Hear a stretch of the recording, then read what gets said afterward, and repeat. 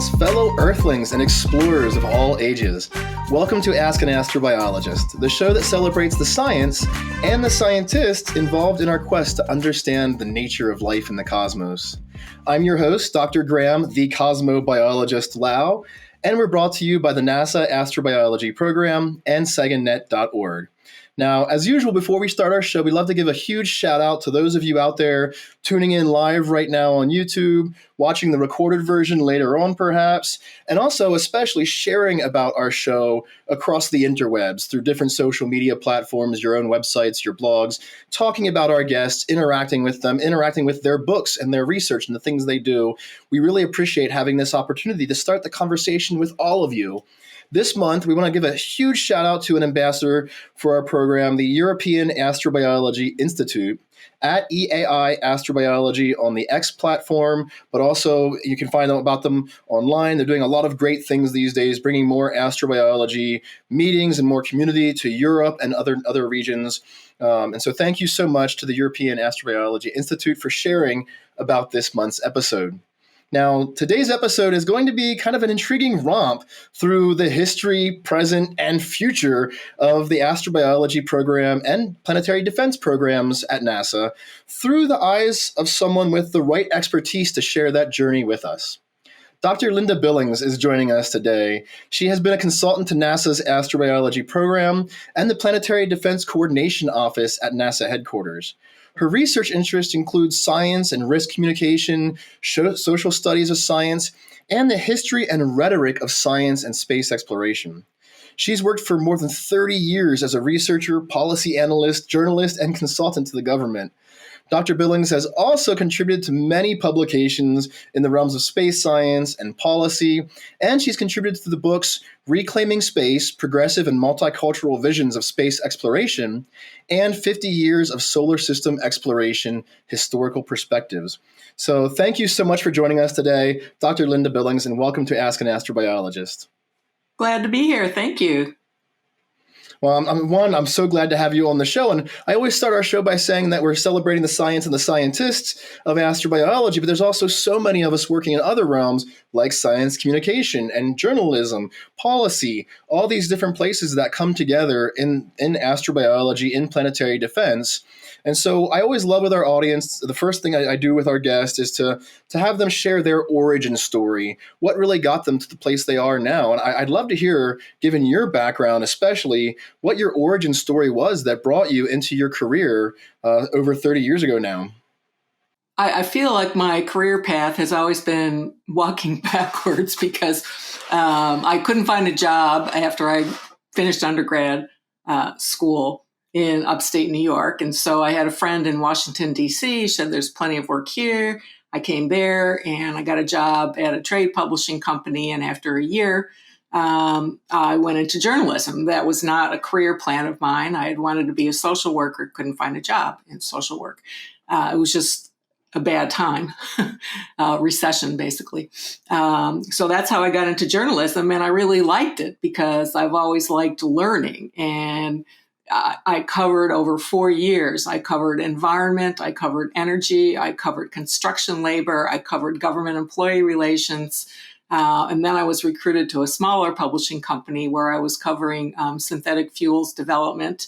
And then with Reagan promoting the so-called commercial development of space, the publishers wanted to start a new publication, which ended up being called Space Business News. So I did that for 2 years. And then went to Air and Space Smithsonian Magazine for its first 2 years of publication as a senior editor for space, and then was recruited by John Rummel, basically, to work with the NASA Exobiology program. And it's just these opportunities keep cropping up. And I always like to do something new because it's a new learning experience, and went to work with Exobiology. And this was the time when Exobiology was funding the Search for Extraterrestrial Intelligence project. And so I was working with them on advocacy, which didn't work. Congress ended up canceling the program and basically telling NASA, you can't take money from other places in your budget to fund this research. So since then, this was 1993, It was interesting because I was in Puerto Rico, Arecibo, Puerto Rico, at the Arecibo Observatory for the startup of the SETI project, which was both in California and Puerto Rico. So that was a very interesting experience. And then 1993, it was canceled. And so SETI has been private ever since. But I continued working with the Exobiology program.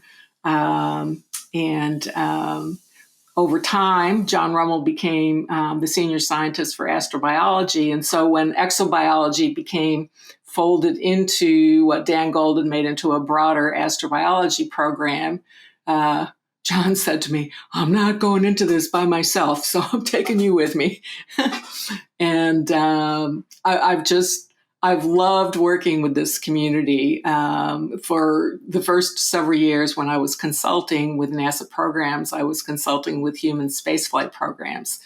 And the more I learned about human spaceflight at NASA, the more I felt that it was messed up. It was overly expensive, not very competitive. Of course, that's changed. It's more competitive now, but it's still very, very expensive. I think either the Government Accountability Office or the NASA Inspector General has said recently that NASA's already spent $30 billion on Artemis. And this is before we put people back on the moon, and I wonder what the value of that is. So that's the short version of my career path. It's been fascinating. It's nothing I ever planned. And so anyone listening, if you don't know exactly what you're going to do, just look for opportunities, take the opportunities, and see where you go from there. Yeah, you never know. I mean, I thought I'd be a martial arts instructor for my adult life, and now I'm a researcher and a science communicator, and so things like that happen. And I definitely want to talk about, reclaiming space and issues of human space exploration, scientific exploration.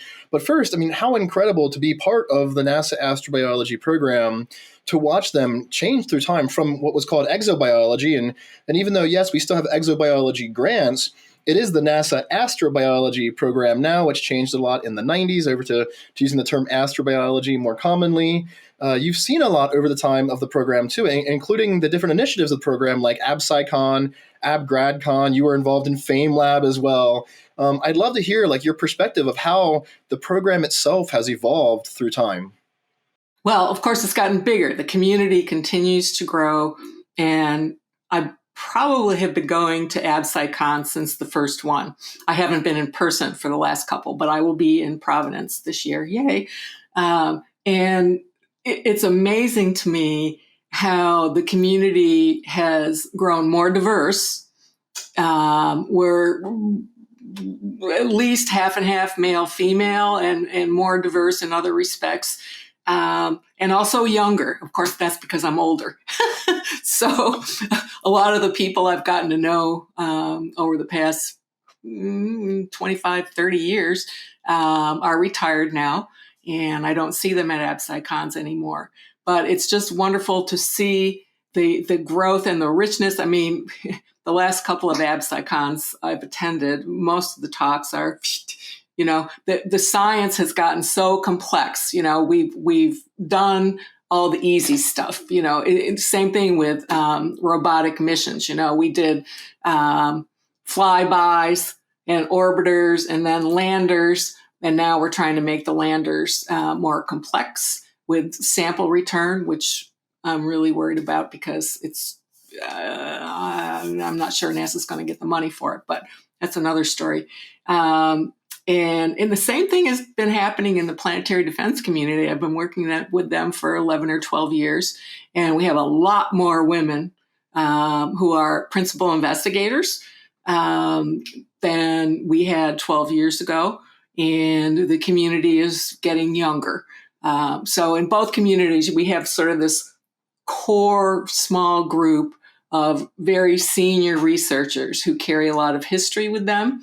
And I find that the history of NASA's astrobiology program has been, I've done some research and writing about that, has been very, very interesting. And actually, the history of astrobiology goes back before 1958 when NASA was established, because you had Joshua Lederberg and other members of the science community who in 1956 at an international astronautical Congress started talking about, we now see that we will have the capability to send spacecraft into space. And that means that we have an opportunity to look for the possibility of life on other planetary bodies. So this goes back before there was a NASA. And NASA was established in 1958. And the first exobiology grant was issued in 1959. And then the exobiology program was created and initially run out of NASA Ames Research Center in 1960. And so, Lynn Margulis was the first woman funded by the exobiology program. This was sometime in the 70s. And she is just, I had the privilege of meeting with her and working a little bit with her. What a dynamite person. And of course, both the Gaia hypothesis and also Lynn's theory of endosymbiosis, which are widely accepted in the science community today, were very controversial when they were prepared. Lynn loves to tell the story about applying to the National Science Foundation for a grant. And the program officer told her, your work is shite and don't ever apply here again. And so NASA funded her work, and now, endosymbiosis is accepted.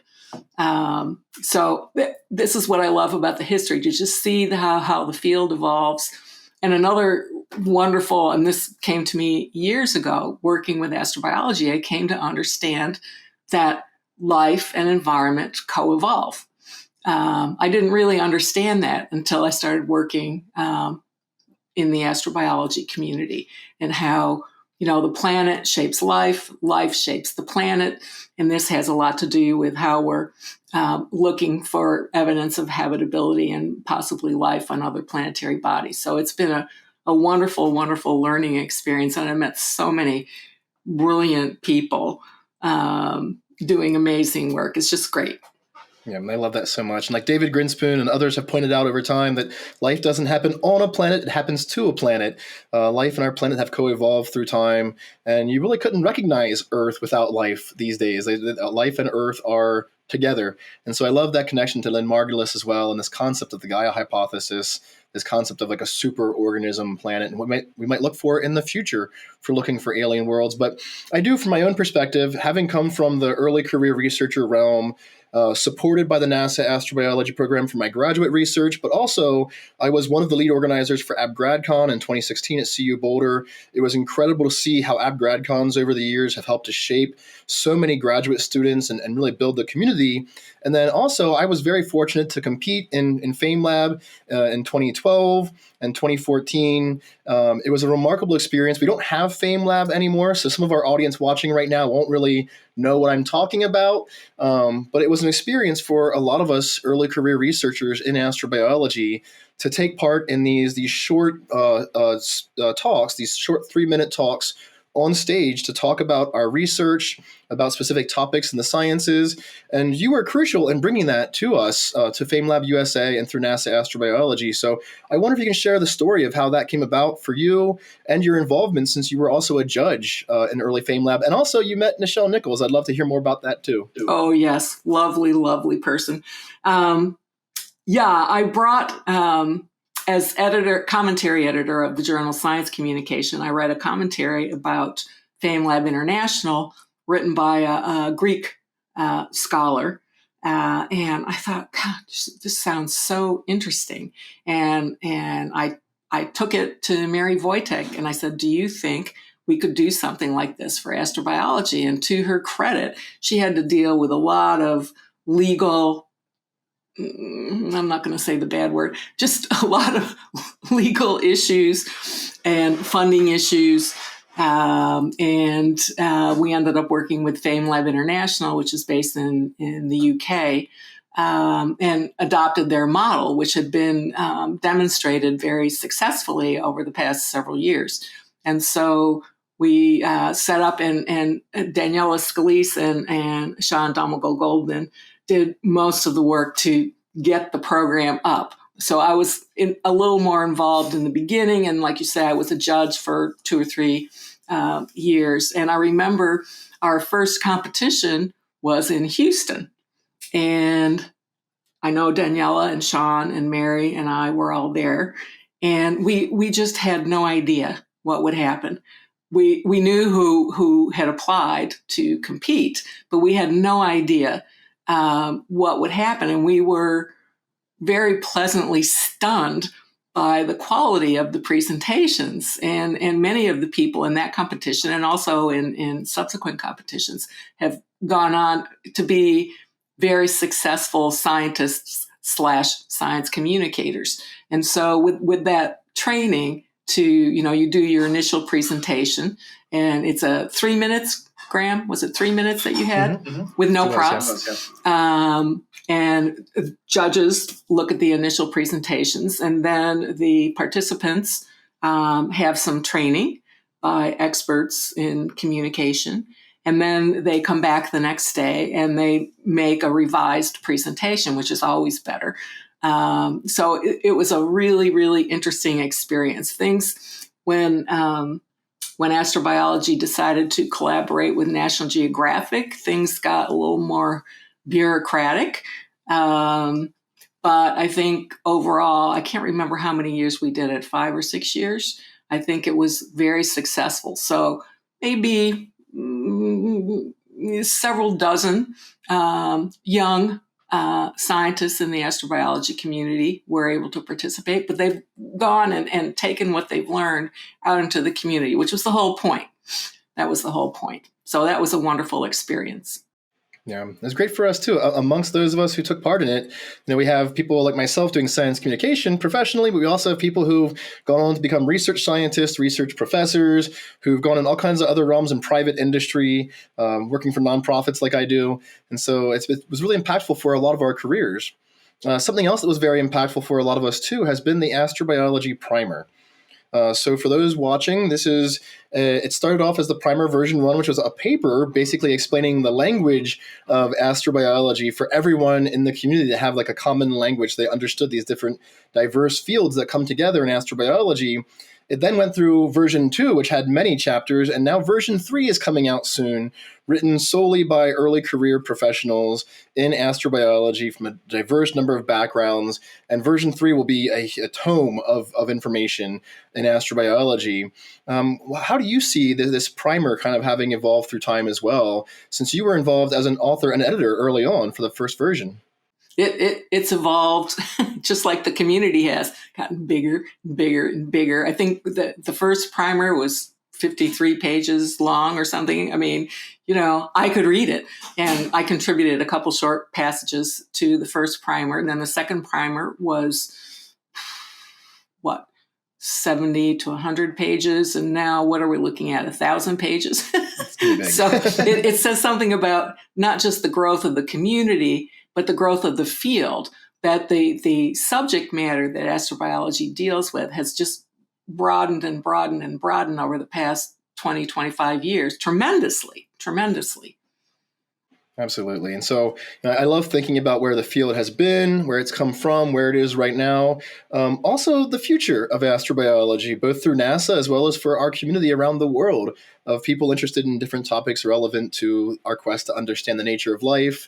So we put a poll out on YouTube before this episode asking our audience what they think matters most for the future of astrobiology research. We gave them a few options. We said bigger and better space telescopes, sending humans to Mars, more robotic missions to moons and planets, returning extraterrestrial samples to Earth, or gave them a chance to give us their own opinions. And of all of those, the two that ranked the highest were more robotic missions to moons and planets, and the top ranking one was returning extraterrestrial samples to Earth. And so, Dr. Billings, I wonder, what do you think of those? What is the most important right now for the future of astrobiology? I would have chosen more robotic missions to planetary bodies as first. My only concern with the return of extraterrestrial samples is cost. And, over the past year or two, there have been 2 independent review boards assembled by NASA. And the last report of an independent review board said that this campaign, we call it a campaign, not a mission, because there are multiple missions involved, cannot be achieved given NASA's planned budget. And Congress has said to NASA, either put a cap of $5 billion on this mission, or you have to cancel it. So I think in March, we'll get at least an interim report from the NASA team that's looking at the independent review board's report. And so I will mention this was back in September. Meenakshi Wadhwa, who's a very well-known astrobiologist, and she's now the chief scientist for Mars sample return. And she's a wonderful scientist, very well known in the community. And she wrote a really nice, not nice, but it was a very well thought out commentary published in Nature magazine about, and the title is What Bringing Space Rock Back to Earth Will Achieve. And so she made a really good case, but if you're not a planetary scientist, and actually if you're not a Mars scientist, if you're not an astrobiologist, the entire space community is not standing behind Mars sample return. You know, we've had multiple decadal surveys from the National Academies of Science, Engineering, and Medicine saying that this should be a top priority, a planetary mission. But we have these cost concerns. You know, Europa Clipper, which is very important to astrobiologists, is costing $5 billion. And so this competition, you know, we've had the Venus missions that have been delayed. You know, the Venus scientists are very upset about that. And this has always been the case. It's always been the case. But now the dollar amounts involved are much, much bigger. And so, as I mentioned a little earlier, we've done all the easy stuff. We've done the flybys, we've done the orbiters, and these missions are more complex. And consequently, they're more expensive. They take more years to develop. We had this problem with the Near Earth Object Surveyor mission, which was delayed by NASA for budgetary reasons. And it was delayed by 2 years. And consequently, the cost almost doubled because of the delay. So it went from a $500 million mission to a $1 billion mission. But it was just because of that schedule delay. It wasn't for any technical problems or anything like that. So this is a huge, I probably pay too much attention to the day-to-day ups and downs of the budget process. When I was a journalist, particularly with Space Business News, I mean, it just drove me crazy. Every day, the budget story was different.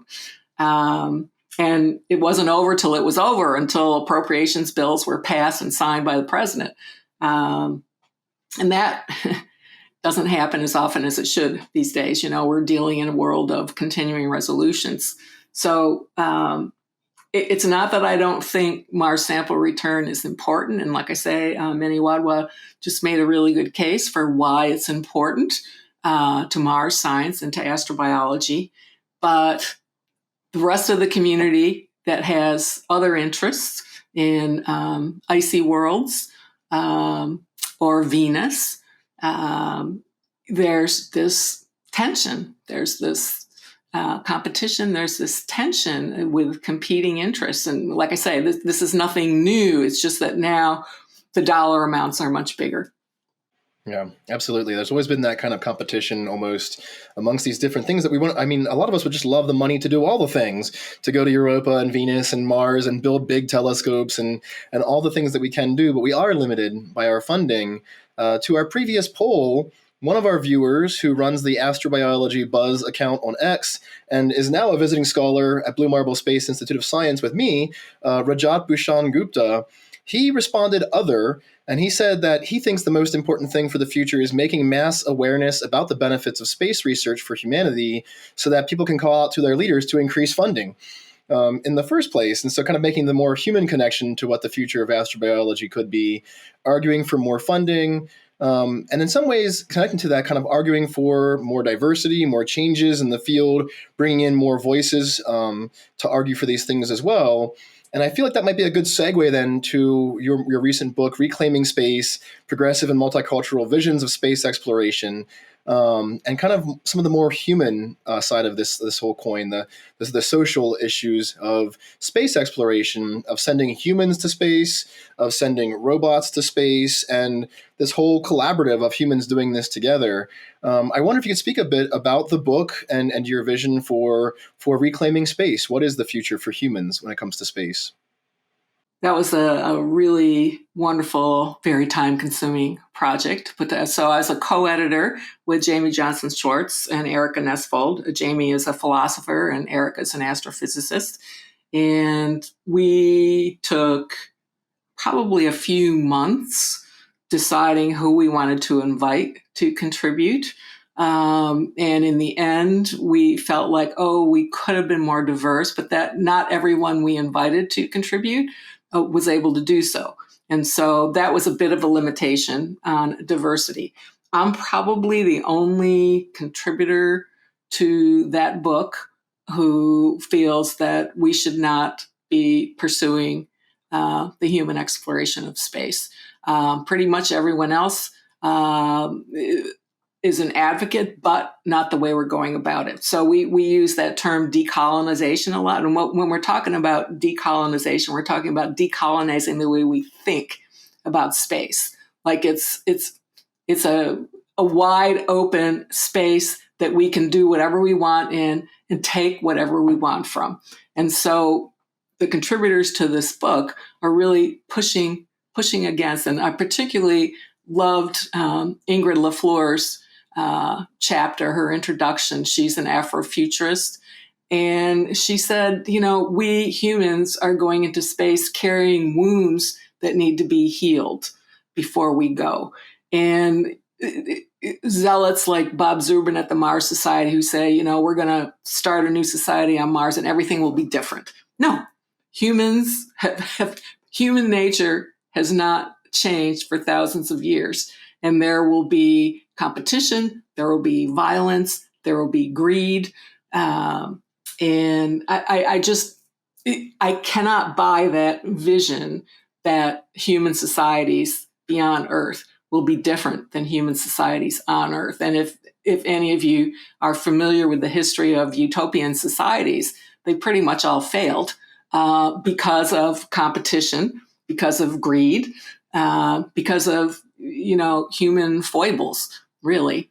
And so I'm very much opposed. Certainly, I'm opposed to the way we're going about the human exploration and exploitation of space, because this thinking actually goes back to the 15th century, where popes issued a series of what were called papal bulls that basically told the Portuguese and the Spanish that you're Catholics and God has given you the right to go to explore and to either convert the heathens or enslave them or kill them and take whatever you want.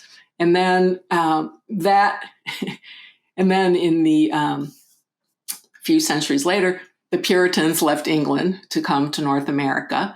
And this was a Christian conception of manifest destiny, that God has given us the right to go and take Christianity to the rest of the world and take what we want, take what we need. And that Puritan ideology became embedded in American political ideology in the 19th century of manifest destiny. And I think most Americans learned about the 19th century political ideology of manifest destiny, but not about its historical roots. And so this is a very deeply embedded belief system that, we Western Christian humans have the right to expand. In the case of the United States, expand westward, take what we need, take the land, get rid of indigenous peoples who are in the way of what we want to take.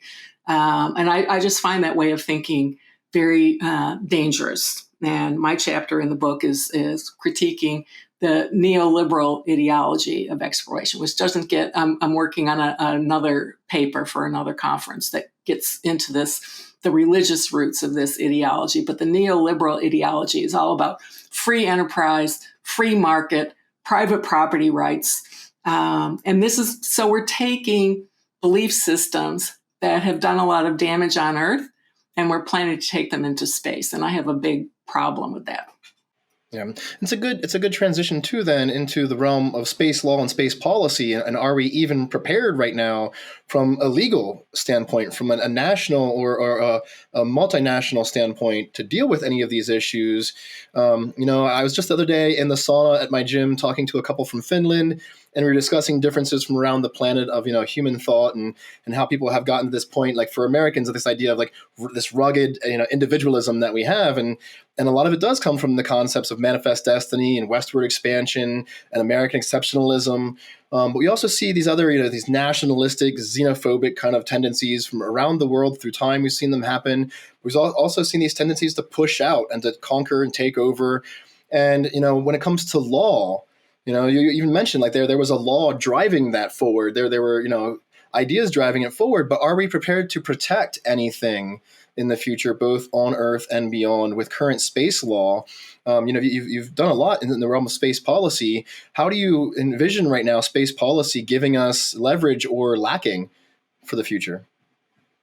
Right now, I can only speak in any detail to U.S. space policy. I think the primary goal of U.S. space policy is to enable commercial activity, to support and advocate for commercial activity. Everything else comes after that. We do have some national strategies for the development of cislunar space, that space between low Earth orbit and the moon. Have a lot of proposals for private space stations, and I heard a guy with the U.S. Space Force several months ago. He was giving a talk, and he said, "I can't wait till we see a Walmart in low Earth orbit." And I just said, "Ugh, no." I don't think that's a good idea. But so the fundamental space law, which most of your viewers will probably be familiar with, is the 1967 United Nations Outer Space Treaty, which has served well since 1967. My mentor, Eileen Galloway, was one of the authors of that treaty. And I agree with her that we don't need another treaty. There have been various voices saying we need another treaty because, the space business has changed a lot, which it has. There are a lot more players involved, both nationally and commercially. But Eileen said what we need is an appropriate regulatory regime, which we do not have. We don't have one in the United States. And basically the treaty, I think, I don't have it memorized, but I think basically the treaty says that signatories, the nation states, need to be responsible for the activities of whether it's a government agency or a company, for the activities originating from that country. And so there's been a lot of talk amongst space policy people about possible regulatory regimes, but the corporate world pushes back because the corporate world, they love this term light touch regulation, which means as little as possible and maybe none. And there have been some people who say, well, we should let corporations self-regulate their space activities. No, that's not going to work. We can see how corporations operate. It's all about profit. And no corporation is going into space for altruistic reasons. It's all about profit. It drove me crazy when, this was almost 10 years ago, I think, when these two asteroid mining companies popped up and have since gone out of business. And Planetary Resources said, we're going to mine the asteroids for the benefit of humanity. No, a mining company mines for the benefit of the company, not for the benefit of humanity. And this is also NASA's justification for sending people back to the moon and eventually on to Mars. They say they're doing this for the benefit of humanity. But when you ask these officials who keep repeating this mantra, we're doing this for the benefit of humanity, and you say, how? Can you give me some details about how these activities are benefiting all humanity or even all Americans? You don't get an answer.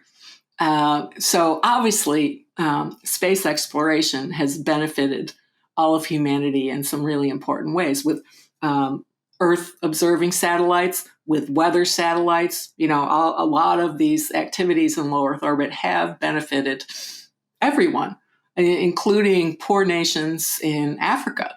The United Nations holds all kinds of training workshops teaching people how to use remote sensing data for land use planning, agriculture planning, things like that. But human exploration, I don't know. I cannot see. I hope someone can sometime explain to me how human exploration benefits humanity, but I haven't gotten an answer yet. Intriguing. Well, I will say, so we saw this Pew Research poll that came out fairly recently, polling Americans on the impacts. What are the most important things that NASA is doing, that space exploration is doing? So we asked our audience who are watching live right now on YouTube, true or false? Do most Americans think that the primary issue should be monitoring asteroids and objects that could hit Earth? Of our audience who are watching, 59% said that was true and 40% said false. So a nice even split. And of all the options that folks in that Pew Research poll had to choose from, the one they picked the most was monitoring asteroids. And so that is one way that NASA is giving back and could benefit humanity, is to help us avoid going extinct. And you've worked, as a consultant for planetary defense. I wonder, how do you envision where we are right now with planetary defense and the future of planetary defense as a benefit for humanity? People in the planetary defense community like to say that a devastating asteroid impact with Earth is a disaster that we can prevent, as opposed to we can't prevent hurricanes, we can't prevent earthquakes, we can't prevent tsunamis, but we can prevent catastrophic asteroid impacts. And the good news is, well, as of now, all known asteroids are not on an impact course with Earth for the next 100 years.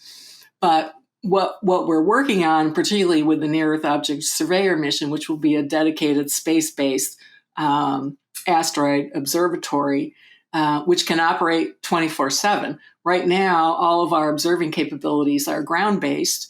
And if the moon is full, you can't observe. If the weather's bad, if the sky is full of clouds, you can't observe. You can only observe at night. And so observing capability is limited in that sense, even though the observing capabilities of these ground-based telescopes have gotten better and better, more refined over time. And so having that space-based observatory will be really important. And the other part of planetary defense planning is collaborating, and this is not just in the US, but also in Europe, and I think even in Russia, collaborating with observers, collaborating with emergency management officials. Planetary Defense, NASA's Planetary Defense Office is working with FEMA, the Federal Emergency Management Agency, to hold its fifth, what we call tabletop exercise later this year, which will, what we do is we develop a scenario, a credible scenario, based on science of an impending catastrophic impact of an asteroid with Earth. And then we sort of work through what can we prevent the impact? That's the first question. If we can't prevent it, then how do we prepare for the impact? And that's where emergency management people come in, because they coordinate at the local level in planning for disasters. And so just like with astrobiology, the planetary defense community has grown, and the work that it does has expanded because the budget has expanded. Now, I wish astrobiology's budget would expand a little more than it has over the years, but over the course of 5 years, I think the planetary defense budget, don't hold me to this, but it either quadrupled or quintupled over a period of 5 years. The Obama administration really pumped extra money into the planetary defense budget. It still isn't big enough to send a dedicated mission to Apophis. The famous asteroid Apophis is making a close approach to Earth, not on an impact course in 2029, but with a close approach. It's a great opportunity to observe up close this fairly well-known asteroid. And I think right now NASA's plan is to repurpose the OSIRIS-REx spacecraft. What do we call it now? OSIRIS-APEX. But to send that spacecraft to observe Apophis in I think 2029. So we're working on it, and like I say, in both of these communities, we're doing more and more because the community keeps growing. I love it. Well, I see we have a bunch of questions coming in from our audience who are watching right now on YouTube. Before we get to that, we're going to switch gears a little bit and move to our Faster Than Light segment. This is where we just ask some very simple, quick questions for short answers that we ask of all of our guests just to get an idea of what everyone across the realm of astrobiology is thinking. First off, famously, Enrico Fermi at a lunch at Los Alamos had asked everyone, where are they, in response to this idea that if we could travel faster than light, or if we could get across the galaxy in any kind of time, why aren't aliens here now? And so for you, Dr. Billings, what is your favorite answer to Fermi's question, where are they?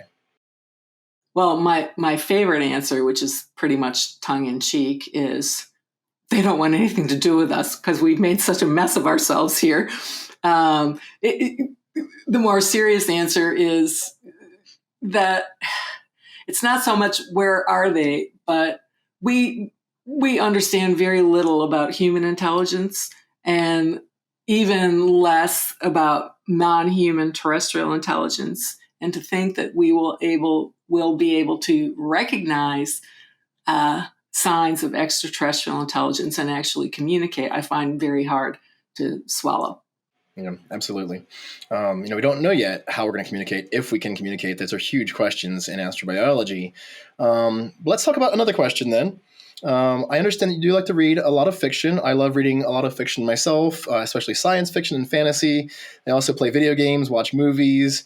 I wonder, what stories have inspired you to want to know more about life in the universe? Oh my gosh, pretty much everything. When I was 12 years old in my hometown of Johnson City, New York, when I was 12, I was able to take books out of the adult section of the library. And I had never heard of science fiction, but it was in a separate section. And so I just started at the A's and read through and stay up late at night, probably 12, 13, 14, maybe 15, age 15. I was reading a lot of science fiction. And so it just made me curious about possibilities. And lately, I'm sorry to say, during the pandemic, I became addicted to what I call escapist literature, murder mysteries. And so I'm reading a lot of murder mysteries, but every once in a while I try to throw in some serious literature. But they all inspire me. One of the books I read not too long ago was called The Dictionary of Lost Words, and it was a novel about the team of men who wrote the Oxford English Dictionary, and it took them decades. But the protagonist in the story, Esme, is the daughter of one of these men, and they're throwing out slips of paper with words they think should not go in the dictionary, and she starts to collect them, and she actually becomes a very famous linguist as an adult. So it just makes me think about, language and words we consider legitimate. And of course, we always hear about the new words that are added to the Oxford English Dictionary every year. Fiction really helps me think about new things. I love it. Yeah. And just like in astrobiology, where we're thinking about worlds that we don't even know if they actually exist, we're thinking about possible aliens. We don't know if they actually exist. In a lot of ways, fantasy fiction, they allow us to explore worlds that don't really exist in our own reality, but they exist within the writing and the pages that we share with each other through time. Books are incredible. Oh, and one of my favorite science fiction novels, I read it several years ago. If you haven't read it, I would highly recommend it. The Sparrow by Mary Doria Russell. And I actually had the privilege of going to a workshop at the Center of Theological Inquiry, and Mary Doria Russell was there. And so we all got to hear her explain like how she came to write this story, which is, I just remember getting to a point where I felt like I'd been punched in the gut. So I don't want to, give away what the book is about, but it was just a beautifully told, disturbing story.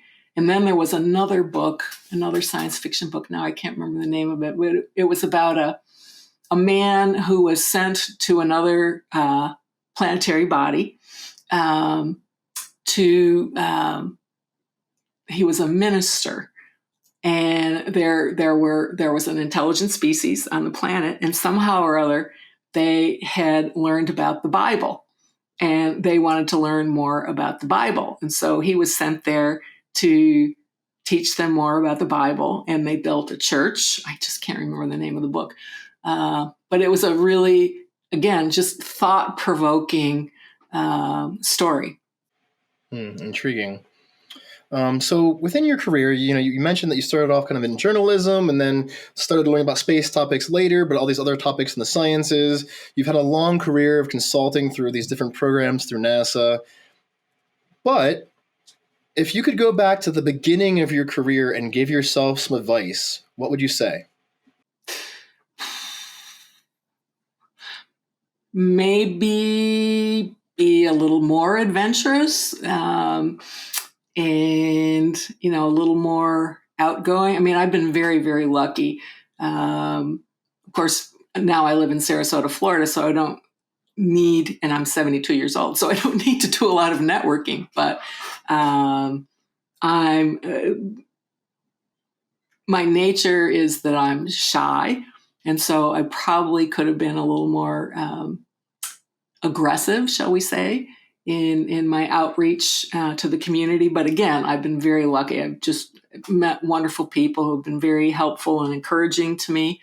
And one thing I want to stress, particularly living here in Florida, that for all my years of education and employment, no one has ever told me that I couldn't think that, I couldn't say that, and I couldn't write that. No one has ever said, no, you need to stay within the lines. You need to stay within the lines. And I think that's really important for all of us to just know your values, stick to them, and don't give in to pressure. I love it so much. So given, your realm of research, your realm of consulting, what is something that excites you right now about the future? Oh, everything. The political future, I don't want to go there. It disturbs me. But the scientific future, oh my gosh, who knows? I read Science Magazine and Nature Magazine every week, and there's just something mind-blowing in every issue. Whatever field there's a category of papers in these journals called condensed matter physics. I don't know what condensed matter physics is, and I don't understand artificial intelligence. I've read many, many articles about it. I just don't understand it. So I have a lot to learn, but there's always something new, in those magazines, which is why I read them every week. Fantastic. There's so much to learn, so much for each of us to contribute in. The final question of our Faster Than Light segment: what's an unbelievable science fact that still blows your mind? The fact that more cells in the human body are microbial than human. It still blows my mind. I know it's true. And when I told this to my partner, he said, how can that be? And I said, because human cells are bigger than microbial cells. And that's, so, but we are colonies. Human bodies are colonies of organisms. And, we have clumps of human cells. We have colonies of microbial cells. With the Human Microbiome Project, I can't remember which president initiated that, but we've learned so much from the funding that was provided for research in the Human Microbiome Project, which I find very fascinating. Awesome. I love it. There's just so much for us to learn. And it is kind of crazy to think how many beings exist inside of us and on us. I love it so much. I am going to jump now to some of our audience questions. We don't have a lot of time, but a huge thank you to all of you asking questions out there. I'll try my best to get to as many of them here as I can with the few minutes we have left. I want to start with a question from Sib Sankar Pallet. Sib Sankar wants to know how you think NASA astrobiology can serve as an example for government and non-governmental space agencies across the globe to set up specialized astrobiology counterparts of their own.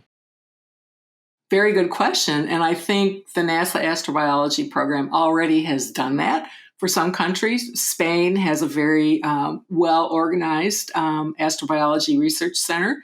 Australia does. Who else?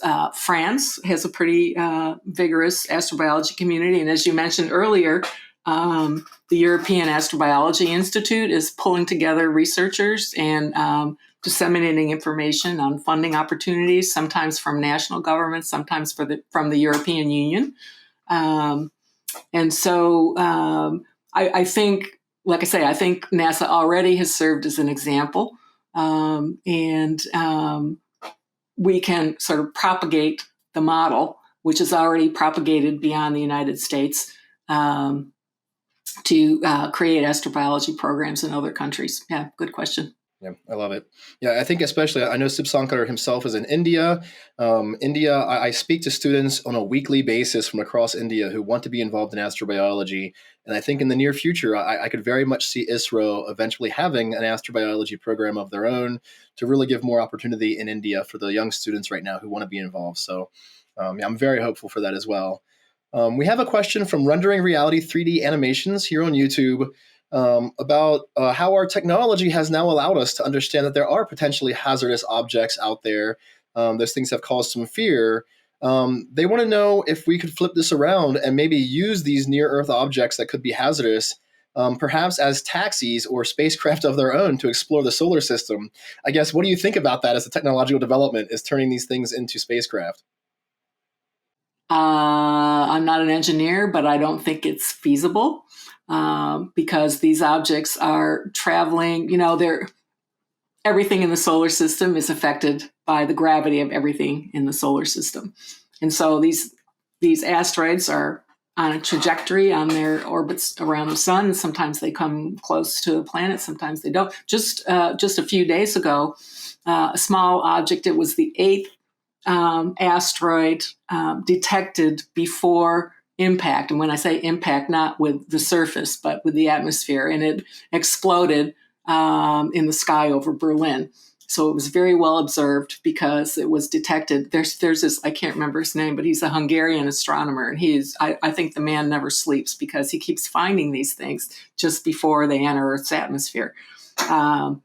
But these are small objects. Once I saw a bolide. It was in the morning. It was a very small object, but it's just very distinctive, boom, you see this bright light that disappears really quickly.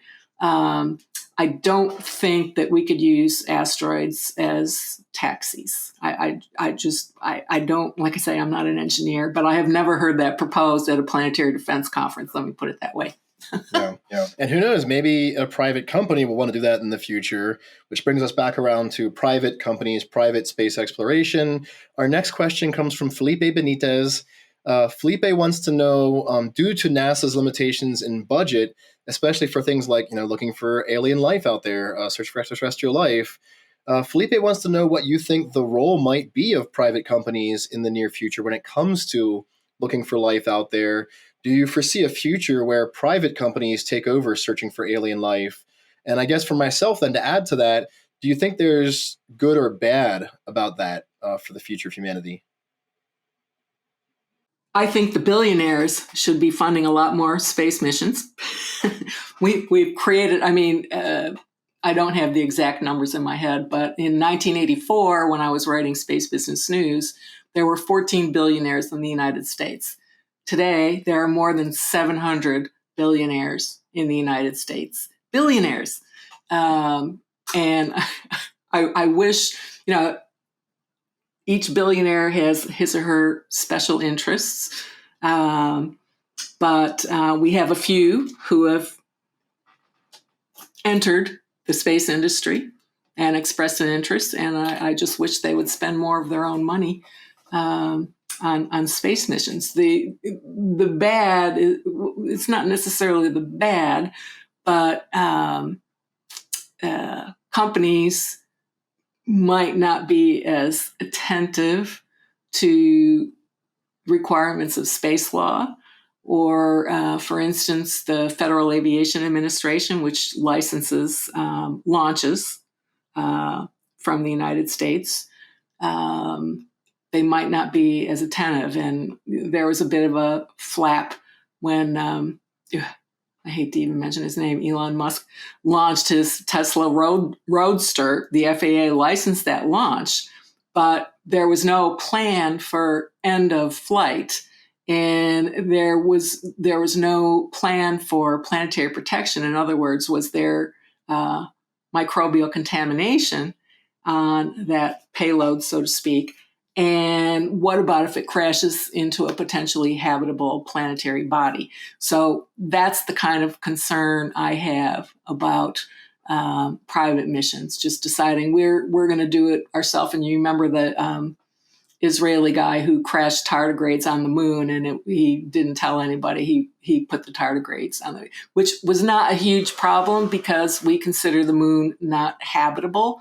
But it was just the fact that it was a private mission that was not completely open about what was on the spacecraft.